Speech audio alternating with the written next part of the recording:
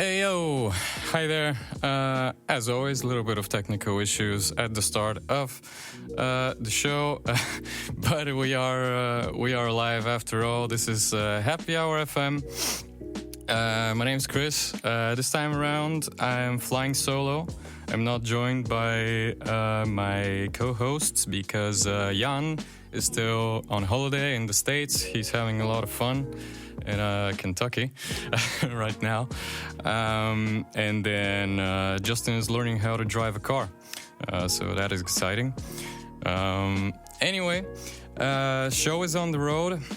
We've got things planned for today. We have a wonderful guest with us who I will get to very shortly. We'll be talking a bit about, urban planning of all things and sort of the things that make our urban environment a nice place to live in, the things that set Groningen apart from other urban environments, as well as a lot of interesting music that our guest has prepared for us to hear and all kinds of things like that. First and foremost, however, some very important announcements are to be announced on today's show. And those are... So many of you might know, especially if you follow our Instagram page, Happy Hour FM on Instagram, that a few weeks back we launched a writing competition. We hosted this in collaboration with Literary Association Flanor, who were also on the show a few weeks back. They're an association that provides an opportunity for young writers to grow, basically. And the competition had listeners write a short story from the prompt Crossroads. It was a very open theme, sort of whatever comes to mind. It was a way to jumpstart creativity and sort of see what people can come up with from that prompt. And people had to send us their short stories to an email that we set up. And over the past few weeks, the judges, who are all from Student Association Flanor, have been carefully reading listeners' stories and judging them and seeing which one they liked the most. And that is today's announcement. We can finally announce the winner of that competition. And that is, drumroll, it is Afke van Pelt with her short story, Monica the Witch. Congratulations to Afke. Of course, to... Justin, my other co-host, informed me that he has reached out to Afke, and she will most likely be joining us next time, but in any case, sometime in the near future. And we'll talk to her about the short story that she wrote and which impressed the judges so much, as well as other work that she's published and other things she does. You can check her out at Afke van Pelt on Instagram as well. That's important to mention. To everyone else who participated, we thank you very much for the hard work you put in and the dedication you showed in the work that you submitted. On that note, we would like to share some thoughts from our judges, and they would like everyone to know that each story was a joy to read, and that the incredible variety and diversity of the stories and participants made the process extremely enjoyable. And they would also like to emphasize that each and every participant should absolutely keep writing, as they recognize that there is an incredible amount of talent and skill that deserves to be seen. Regarding Afke's winning story, these are, again, the words of the judges. Quote, after much deliberation, we have decided that Monica the Witch should be the winner of this writing contest because of multiple reasons. The story is incredibly well crafted and thought out, with an incredible flow between new scenes and conversations that creates a natural and engaging introduction to the setting and characters, whilst also simultaneously propelling a compelling overarching sense of juxtaposition that keeps the reader gripped. The writing style is not unnecessarily complex, and every sentence feels polished, lending to an effortless and smooth reading experience. We also felt that the theme of Crossroads was integrated in a suitable yet original manner. Overall, the story is just very well done, and we congratulate Afke van Pelt for making this wonderful story. And of course, we will announce when Afke will be coming on the show on our Instagram, so keep an eye on that. And I think that's about it for the writing competition again. Congrats to Afke. And look forward for the announcement for that interview coming soon on Instagram. All right, now we can finally get to today's interview, which is with Jakob Budge. Ladies and gentlemen, Jakob Budge in the studio. Hey, man. Hey, everybody. So, Jacob's a good friend of mine from school. We actually studied different things. He's in architecture and urban planning, is that right? Yeah, history of architecture and urban planning. Right. So that is a very interesting subject to study indeed, and we'll get to that. But I guess I should shut up for a moment and collect my thoughts a bit, and I'll let Jakob introduce himself. Jakob, tell us how you're feeling, where have you been, where do you come from, all that sort of thing. I'm feeling good. Thanks for having me. My name is Jakob Budge. I'm from the United States originally. I was born in Nashville, Tennessee, but moved around a lot growing up. Moved to Groningen from Missouri in the United States, which I've had a fun time explaining to everybody where that is, because nobody knows. But yeah, I study history of architecture and urban planning here. You want to get a bit up and personal with the mic? Yeah, sure. There you go. I can do that. Studying here, hopefully finishing soon, barring some cataclysmic misfortune in the next few weeks. My background in the U.S. is in public health, actually. That's what I studied as a bachelor's program. And then, worked for a few years and then moved here last year to do these studies. Amazing.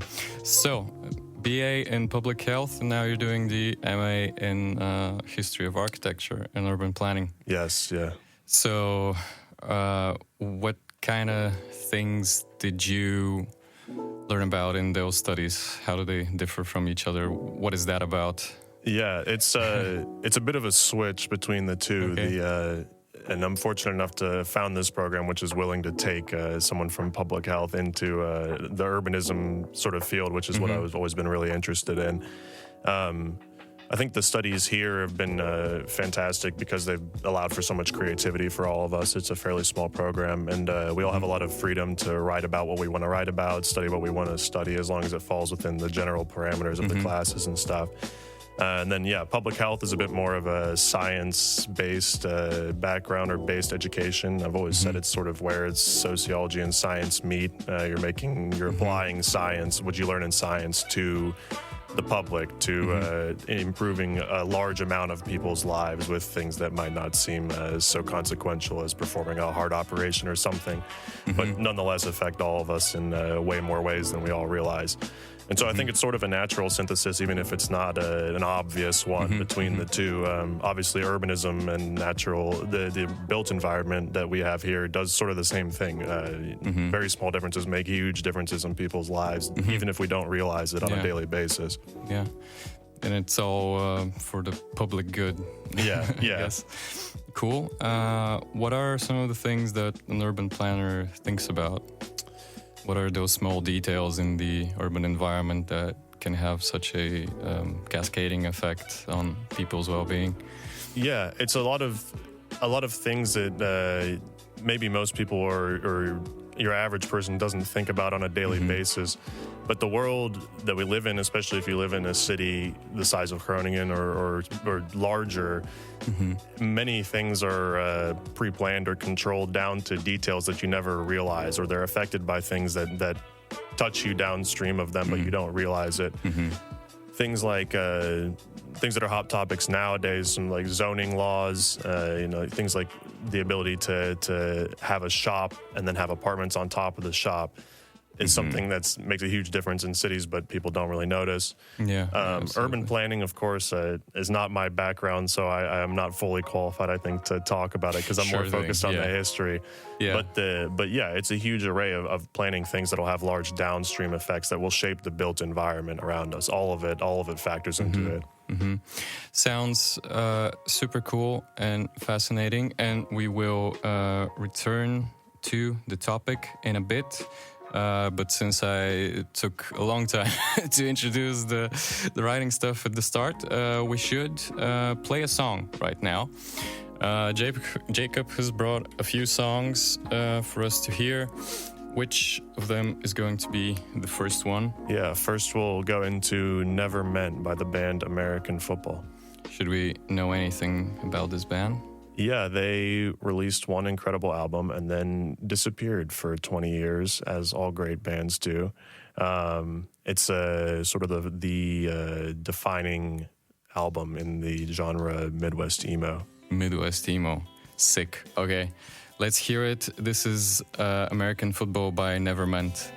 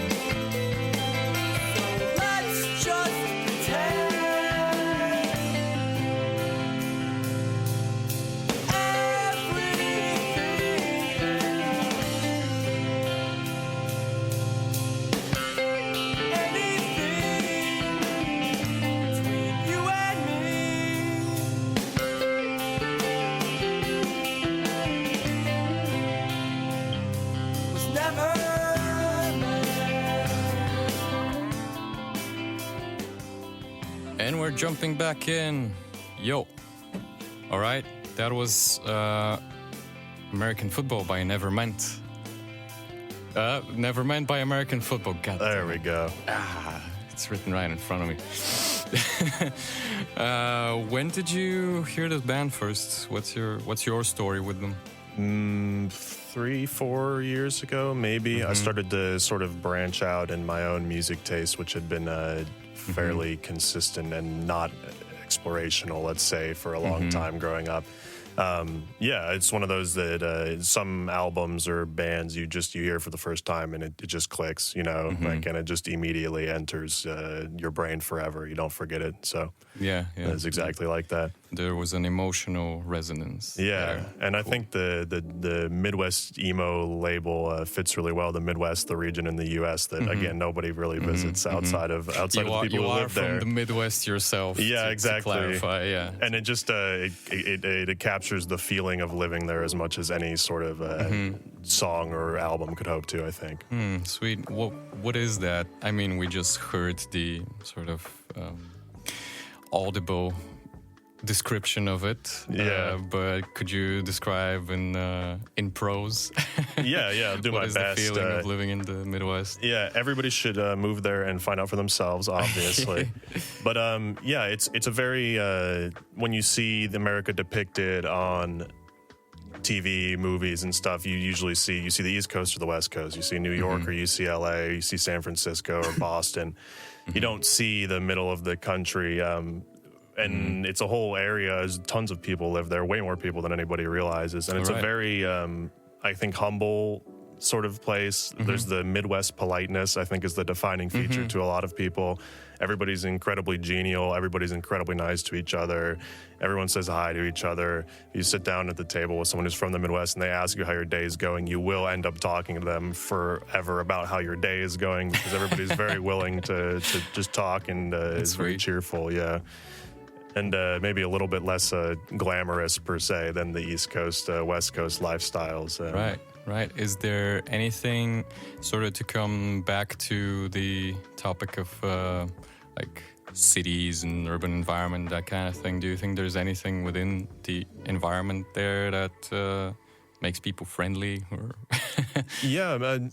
I think part of it is a large chunk of the big cities and some of the smaller cities were what you call the Rust Belt cities in the U.S. So the ones that were heavily industrial at the turn of the 20th century and in the 19th century, and since then have experienced very rapid and very abrupt declines at some point in the 20th century, in like the post-war years. And I think that sort of instilled this sort of feeling that these cities were once greater than they are in a lot of people. And the people that are still there are still very passionate about those cities, but very realistic, I think, that you understand that maybe there was a greater time in the past. There's the people in the big cities. In the Midwest, yes. In the Midwest, and then in the smaller cities, it's the farming country of the U.S. You get a lot of farms, lots of corn, lots of wheat. So of course there's the very stereotypical American farmer mentality and stuff that you get in those small towns. That's the other side of it as well. Sweet. And you have a pretty interesting life story, I guess you could say. You've lived in a ton of different places. Especially within the U.S. Yeah, you moved around a lot. Any places that stick out? I think more than anything, it's just that every city is different, and you have to get to know every city. You can experience a city for a week or two on vacation, let's say, and you can have a great time and really sort of feel the energy and the vibe of the city. But once you live there for a while, it starts to become more apparent to you. I think you start to notice the upsides and then the flaws that it may have. But I was born in Nashville, Tennessee, which is a very distinctive city. The country music capital. Not something I ever got super into myself, although I can appreciate it.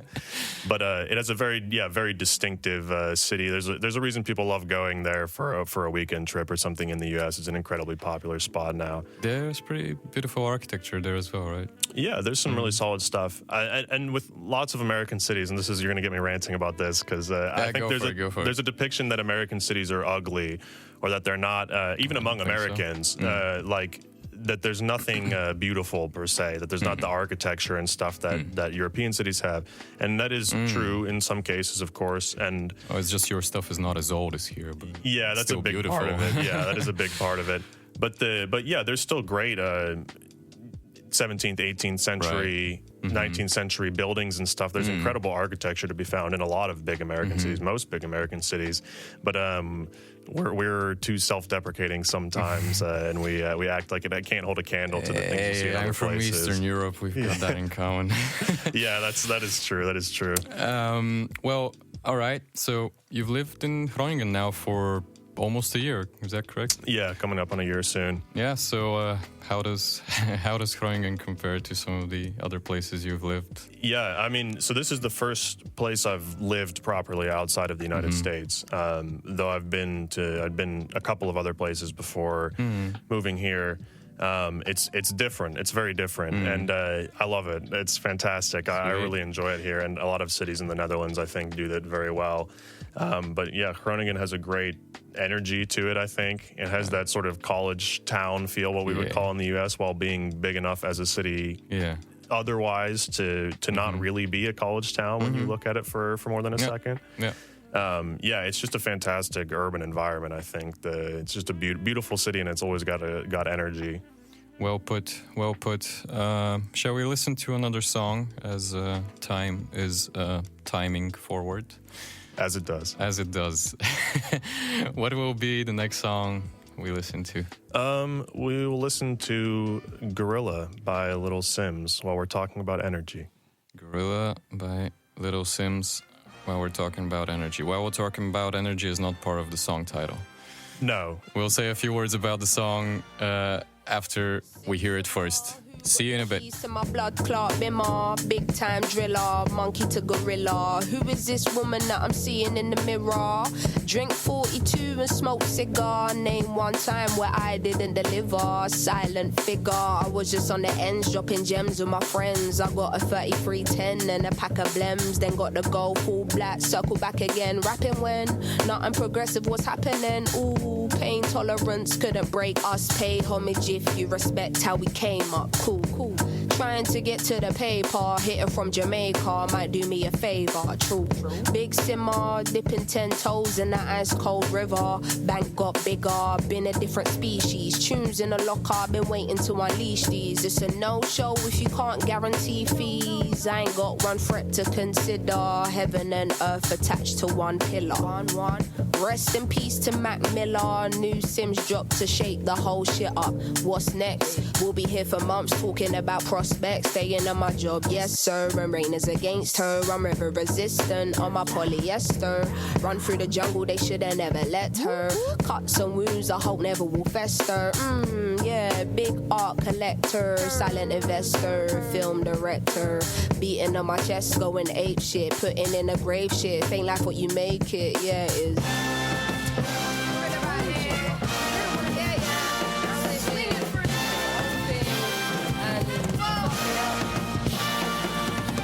Cutting through the jungle in an all-black fitted hat low, incognito living. Introvert but she ain't timid. My art will be timeless, I don't do limits. Be very specific when you talk on who the best is. How can I address this? Basically the rest is almost like to me what a stain to a vest is. You ain't dropped nothing in my eyes I'm impressed with. Please don't be offended, but I'm not in the business of pretending. I've got lines if you wanna get renting, or find the agony on and get venting. Stop flooding my mentions with bullshit, talking on Sims like she's someone you went school with. Awkward. From day you been the cool kid, raps lost hope and faith I'm restoring. Don't ask my opinion on shit, cause to make you feel good about yourself is exhausting. I got bangers out in the world soaring, and I got bangers in the vault I've been hoarding. Yeah, true, I got tennis in the morning. Before I start swinging, that man's gonna need a warning. Red light whenever I'm recording, red light on the forehead of the informant. See, I'm the only one on Gorilla. Sims is back here, just got Rilla. Yeah, no choice now but to fill us. I know the streets will love it like I brought my Skinner. So simmer down, little homie, simmer. All that talk get you rubbed out quicker. I cut with a different scissor, from the same cloth as my dear ancestors. That's why this shit gives you the shivers. I'm that cold. Going higher. Going higher. Boom. Yeah, We are back. We are back. This is Happy Hour FM, everyone. My name's Chris. I'm sitting here with Jakob Budge. Yes, sir. He is here. We just heard, I'm gonna get it right this time, Gorilla by Little Sims. That is correct. Not the other way around. Tell us a little bit about Little Sims. Who is she? Yeah, she's a British artist who I think is one of the most interesting names in the hip hop scene in the world right now. Honestly, I would say, done a lot of time sort of underground and underappreciated. I would say now is finally seeing the success in the mainstream. I think she deserves. That's sweet. That's sweet. Yeah, we talked off mic that she does have a very distinct British sound, kind of. Yeah. And we were talking about how, not to make any British people angry here, but we were talking about how a lot of, for a while, it seems like British rappers and hip hop artists were emulating the sounds of American artists that were similar to them.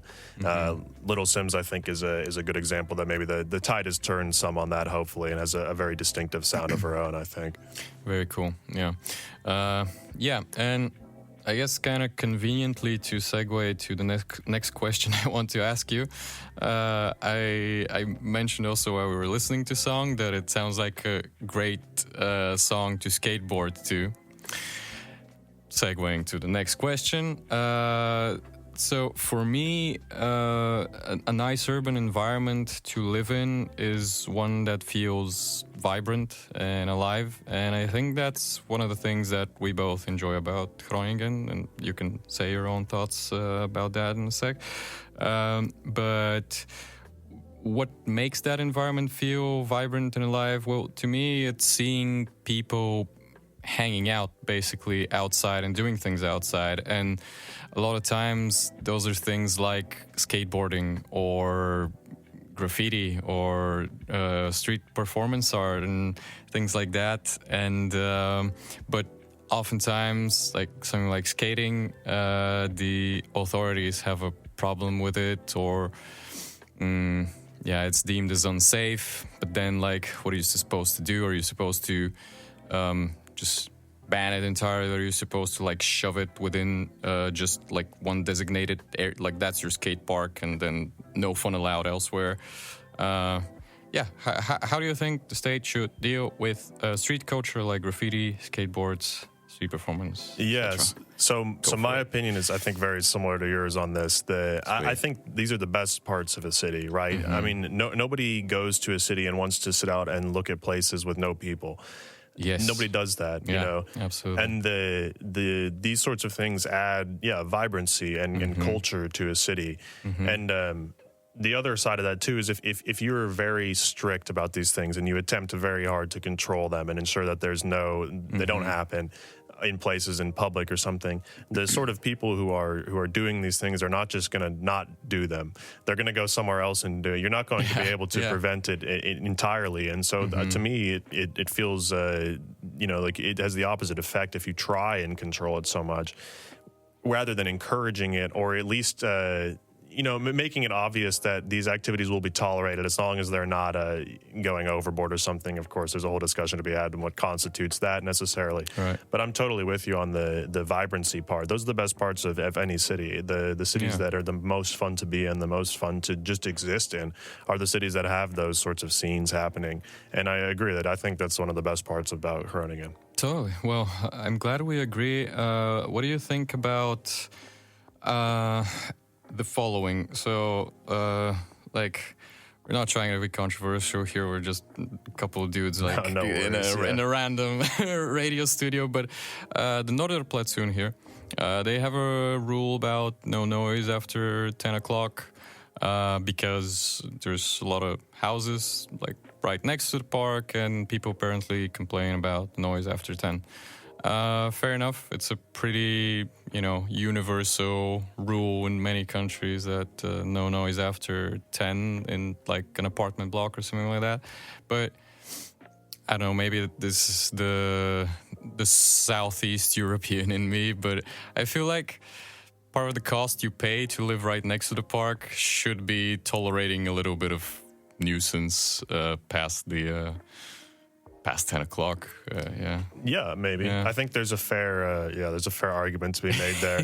It's a fine line always, of course, because despite the fact that the park may be providing entertainment, providing leisure for more people and a ground for them to hang out and congregate and stuff, obviously you don't want to completely ignore the needs or the wants per se of people who are living next to it, of people who are like directly impacted by that on a daily basis. Yeah.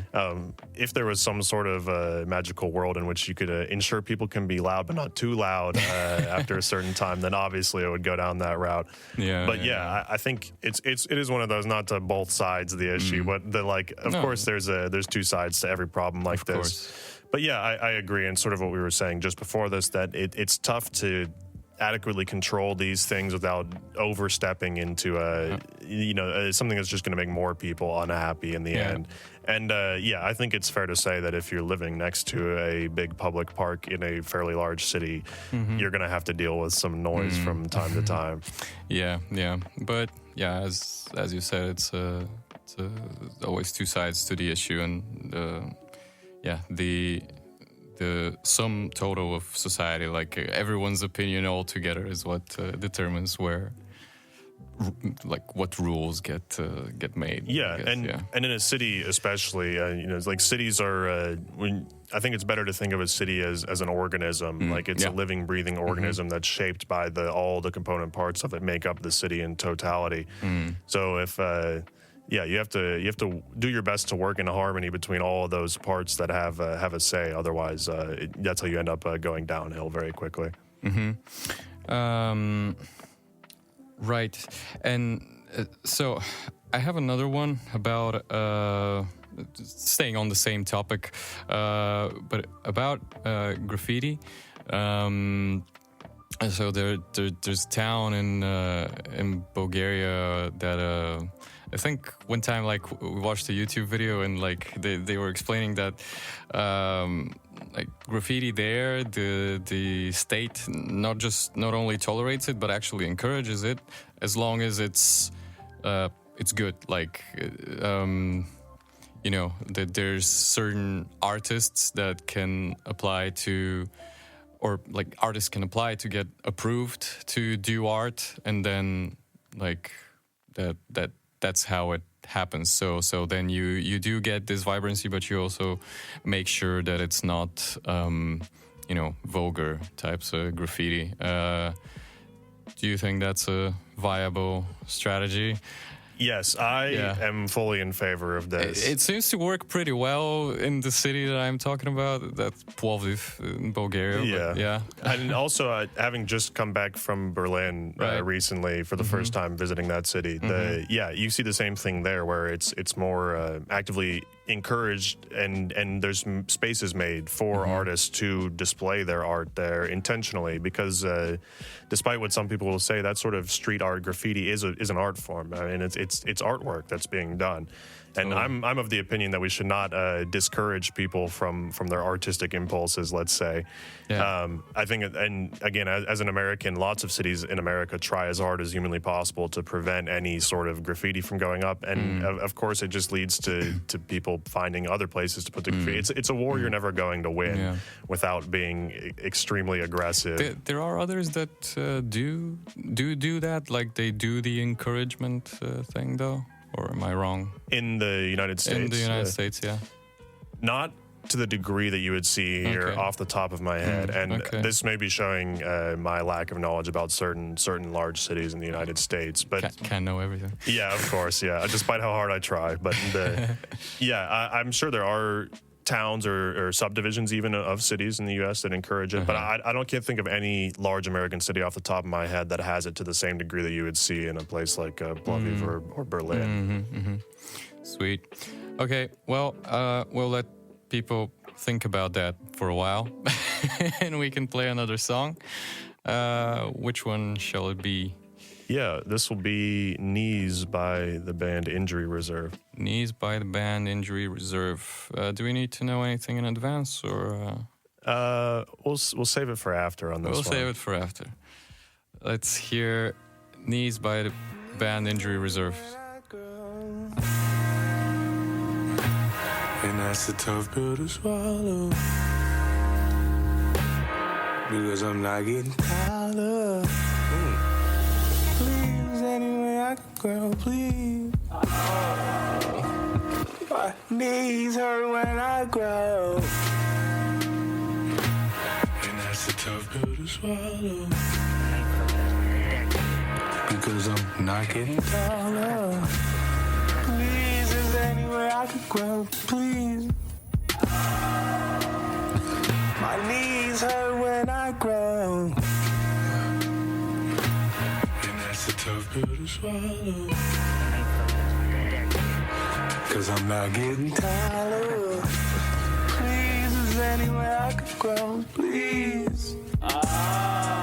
Take that, take that, take that, take that. Take my baby, baby, just take that. She said we don't accept the slightly kind. I think these niggas might be lying. We ain't up to speed on that. No, we ain't got the green like that. Oh, my signature don't match on that. I did that when snapbacks came back. Lost in the tip. There was things I ain't rolling with. Things I ain't knowing yet. Things I ain't growing in. Oh, don't worry, you gonna grow into those babies. We don't want mine, but ain't give me if I ain't knowing. Just try them out. Put them on. I ain't all this time. I don't think I'm growing anymore. I don't think I'm growing no more. I don't think it's snowing no more. I'm feeling in my bones no more. I ain't too cool for no more. I ain't up to speed like that. I've been out the loop for sure. Hold up, shit, I'll be right back. This record's in the trash for sure. Yeah. Shit, I can't even grow no more. Well, at least not vertically. But all these bottles that a nigga been killing got my stomach a little bit lower than it's supposed to be. Supposed to be, yeah. I see my aunt the other day, she started roasting me. Like, baby, how come every time I see you, you getting found in the face? That's the real shit, I want the writing. Then I thought about it, I should probably take these booze off my writing. Okay, this last one is my last one. Shit, probably said that about the last one. Probably gonna say it about the next two. Fuck it, nigga, at least my dreads grew. Watch me flying on. Yeah, watch me. My knees hurt cause I'm grown. And that's a tough pill to swallow. Boom, we're back. That was Knees by Injury Reserved. I've heard that one before. You've played that to me. It's a personal favorite. It's a personal favorite. How come? What's your story with that one? It's a band. It was a trio that I really liked. I found them when they were fairly small. And then this album and this song specifically is one of my favorites by any band ever. Alternative hip hop album, genre defining alternative hip hop. It is different from like anything that pops into your mind when you say hip hop. Yeah, and anybody who's sort of curious about this kind of music, this is where you start. I think this is the best album you can listen to. But this song in particular has more weight to it. Grog's, one of the members of the band, unfortunately passed away just before this album was released. And this being his last big contribution to a song on the album, the lyrics have take on a very sad meaning, if you know that, a lot more emotional way. Yeah. Art. Yeah. None more need be said. All right, let's move along with our Express interview we're having here. In the last segment, you said nobody wants to look at an empty street. Like literally nobody wants to do that. I think I know where you got that from. It's a quote from someone. It is a quote. It's a quote from Jane Jacobs. Yes. Who is Jane Jacobs? wrote probably the most influential book in the history of urban planning, which is interesting because she was not an urban planner. She was somebody who was actively arguing against the urban planning practices of her time in the 1950s, 60s, 70s, and then through the rest of her life. But it comes from The Death and Life of Great American Cities, which is probably unequivocally the most famous urban planning book there is. Death and Life of Great American Cities. Right, and you studied this book quite in depth because you are using it for the thesis that I was going to say you're writing, but you've already written. Yeah, right? It's done. Hallelujah. Yeah. Hell yeah. Tell us a bit about that. What's your thesis about? Yeah, so the thesis title is Hostile Eyes, Hostile Streets. It's about the culture of fear that has developed in American suburbs, which expresses itself in these random acts. If you turn on the news, you see it feels like at least once or twice a month that somebody pulled into the wrong driveway and was shot at, or somebody rang the wrong doorbell and was shot by the person inside of the house in the suburbs. Very, very important topic. Very like the way that suburbs are set up is so much connected to, I feel, to people's feeling of safety in a given place. So all right. Then what are the things that make a suburb feel safe, and then how does that go wrong sometimes? Yeah, so do you want the 80-page version or Well, if you can condense 80 pages in 15 minutes. We'll try quick. Part of the promise of suburbia, and it should be said that American suburbia, which my thesis was focused on, and the suburbs in most European countries are very different. Right. In America, the upper middle class and sort of the lower upper class moves out from the city centers very early on in development, and it's a common misconception that this all happened in the post-war suburbanization, which is really famous in media, the white picket fence, the three kids, I mean, that's what the I know. religious family. Exactly. No, that in America, that started well before that, and really it picked up speed and reached its full extent in those years in that movement. But part of what was sold to people in that movement, which is the one commonly known, is safety. It was the sort of defining aspect of those suburbs. It was what was being sold to these families and these young couples who were moving there. It was contrasted in oftentimes ways which have either overt or undertones of intense racism and classism as being it was contrasted with the cities which were perceived as crime-ridden and dirty and stripped of cash. And so the safety of the suburbs was its main selling point. It was a way you could escape the city and go live in your quiet villa out in the safe suburbs where you didn't have to worry about crime. Well, I mean, apart from the undertones that cities are unsafe, and then when you start asking questions, well, what makes them unsafe? Like, you recognize those racist undertones. Apart from that, like the promise of here's your suburb, you're gonna be like nice and safe, and it's gonna be, white picket fences and clean yards. That all sounds pretty nice. So what's the problem? I think that's part of. I think some people who live in cities and are urbanites per se, and myself included, are. It's tough to understand what would make somebody want that. But the truth is, even today, that sort of lifestyle is very appealing to a lot of people, and especially in America, is very deeply rooted in the American subconscious, sort of. So it is. It's an appealing lifestyle to a lot of people, but the problem comes in the years, especially in the 1980s in the United States. This is pulling from my knowledge here. The real shift comes in those years where crime started to appear in the suburbs for the first time and was very covered and exacerbated by the media. It came along with rising crime rates across the United States and much of the world, actually, at the time, which would reach their peak in the 1990s. But then when crime began to fall in the 90s crime wave, which again happened across a lot of the world, but was particularly evident in the U.S., that fear never went away. It stayed there, and it just continued to fester and has led to this environment now, as of course the suburbs have changed and shifted in the years since then. Suburban poverty is increasing. Crime is now increasing in the suburbs while it decreases in the cities, as there's been, I think, a sort of success, maybe you could say, of the new urbanist movement, and people have started to view cities in a different light once again. That fear has never gone away. It's stayed there.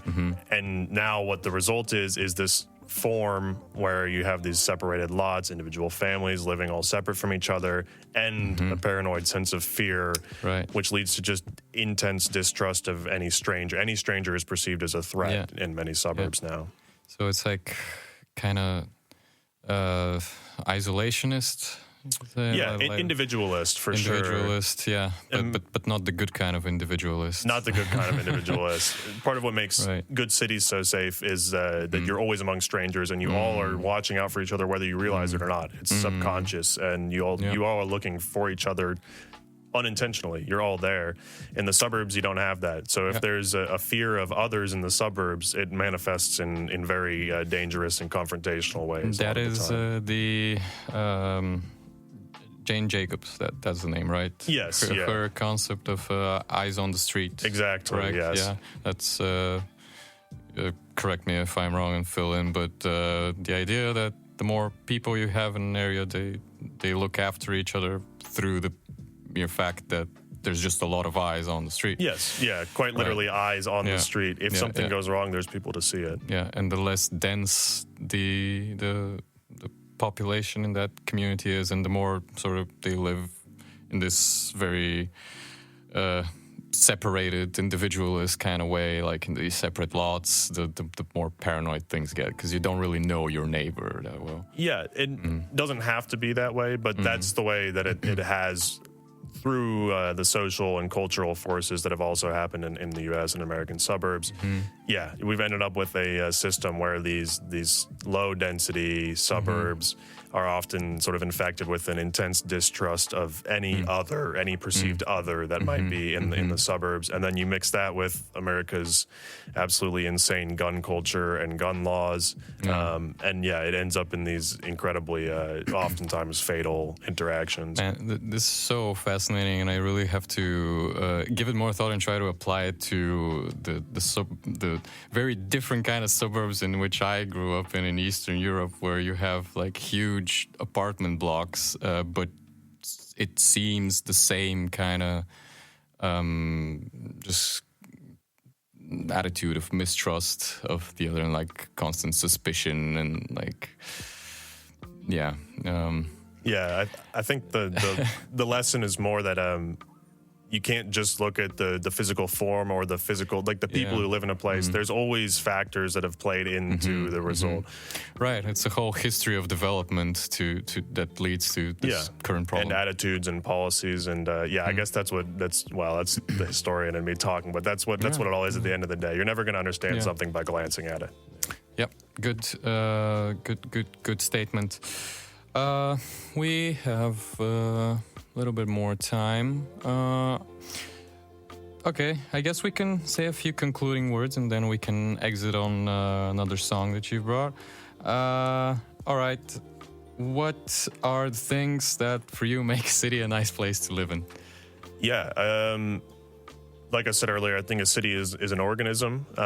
So it's a mixture of everything, which is a boring answer. But on the surface level, the city streets are the most important thing. If a city, and this is something I think Groningen does incredibly well.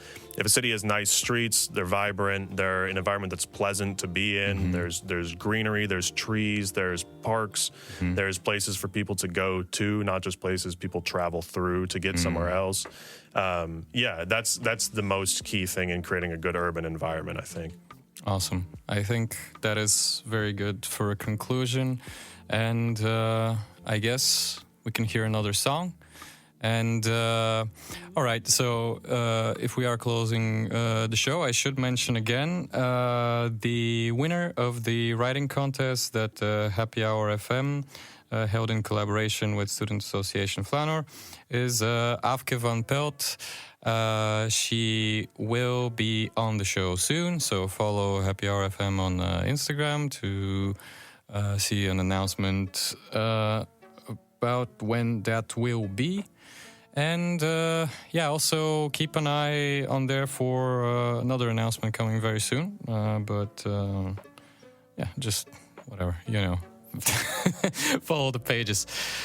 Okay, well, that's about that. Jacob, what is the last song that we will hear for today on the show? Well, we'll take it out on a high note. This Must Be the Place by Talking Heads. This Must Be the Place by Talking Heads. Let's go. This has been Happy Hour FM. I've been Chris. He has been Jacob. Jan and Justin will be back next time or the time after that. See you next week.